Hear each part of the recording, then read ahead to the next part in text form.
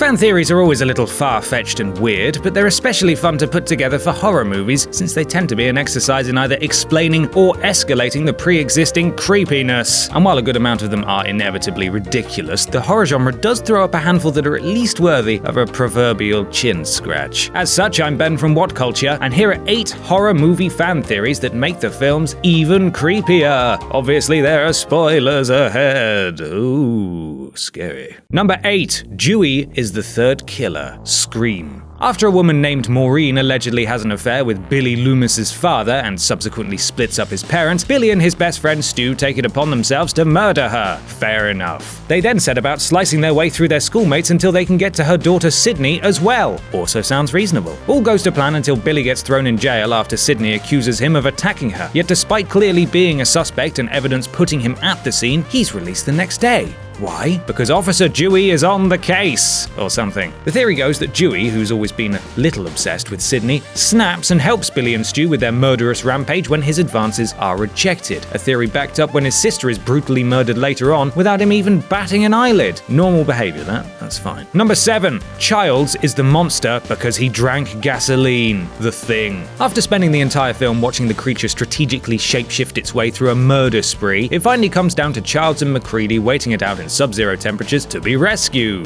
To pass the time, they share a bottle of scotch.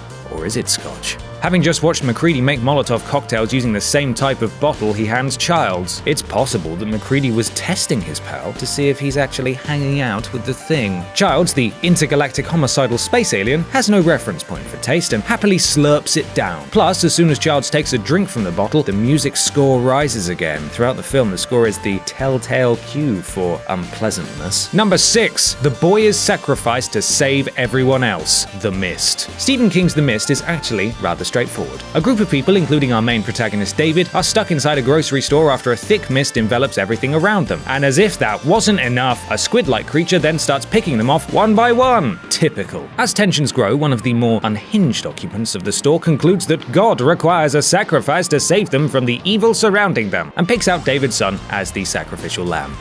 Typical. When she then tries to make that happen, David kills her for being so unreasonable. Typical. Except maybe she was onto something. After everyone decides that survival is futile, David shoots them all, including his own son. Oh, typical. But immediately after he does this, the fog lifts and the military comes to rescue the survivors. Typical. Would killing his son have resolved things sooner?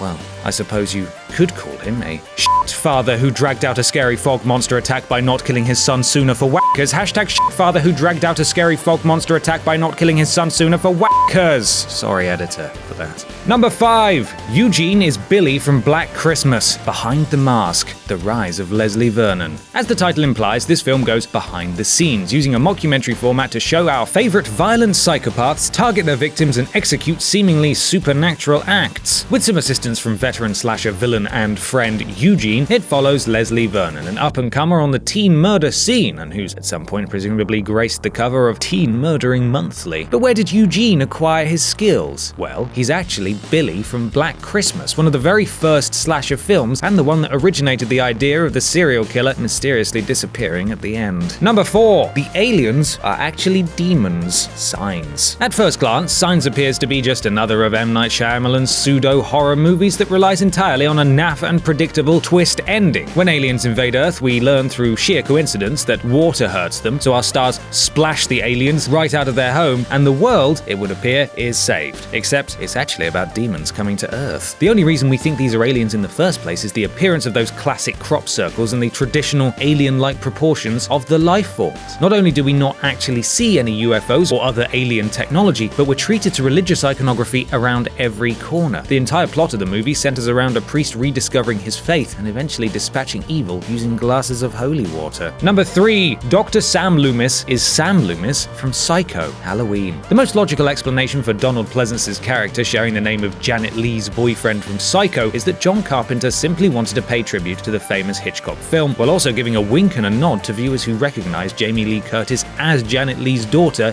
in real life. But what if it goes beyond that? What if Dr. Loomis actually is the same Sam Loomis from Psycho? At the end of Psycho, Loomis catches Norman Bates and turns him over to the authorities, but not before his girlfriend is murdered. There's no doubt he would be emotionally scarred for life, but why not use these horrible experiences for good? Specifically, by working towards a doctorate in child psychology to prevent this happening again in the future. One of his first patients, it transpires, was 6-year-old Michael Myers. Once again, finding himself in a dire situation full of murder, Loomis spends multiple films tracking him as a way to put some of his own personal demons to rest, and to try righting some of those wrongs that occurred back in Arizona. Number 2. The cannibal family consists of traumatized police officers. The Texas Chainsaw Massacre. Easily the most far-fetched theory on this list, it's also one of the most utterly fascinating to think about. It's relatively well known by now that the basic idea of Leatherface was modeled on the infamous Ed Gein, but one theory suggests that the connection goes deeper than that. You see, while investigating the gruesome scene at Gein's house, which contained an outrageous number of stray body parts, the officers were utterly traumatized by what they saw. Eventually, crossing the line from traumatized to completely insane, they take up residence in Gein's rundown home and decide they're going to project that same mental anguish onto anyone who dares bother them, essentially recreating aspects of those murders from years back, becoming the cannibal family from the film. It would certainly help explain why they never seem to get caught. Number 1. He's experiencing purgatory in real time. Jacob's Ladder. Even audiences had trouble figuring out how much of the film is supposed to be real and how much of it is merely a hallucination or illusion, but the most common thread that runs through Tim Robbins' character is actually experiencing the effects of purgatory throughout the film, and has, in fact, been in this intermediate state since he died in Vietnam. Not ready to let go of this plane of existence, he wanders through purgatory until the very end of the film, where he's finally led into a bright light by his dead son. In the final scene, military doctors declare him dead and comment on how peaceful he looks. This is a pretty concrete bit of evidence that he died during Vietnam, though this theory maintains that the film actually happens in real time. Chalk it up to time passing faster in purgatory than it does on a physical plane, because despite 6 years passing in the story, his character experienced it all in a couple of hours. And that's our list. Are there any theories we missed off? Let us know in the comments below, and don't forget to like, share, and subscribe. You can even follow me here on Twitter if you're a fan player. I'm Ben from Whatculture, and thanks for watching.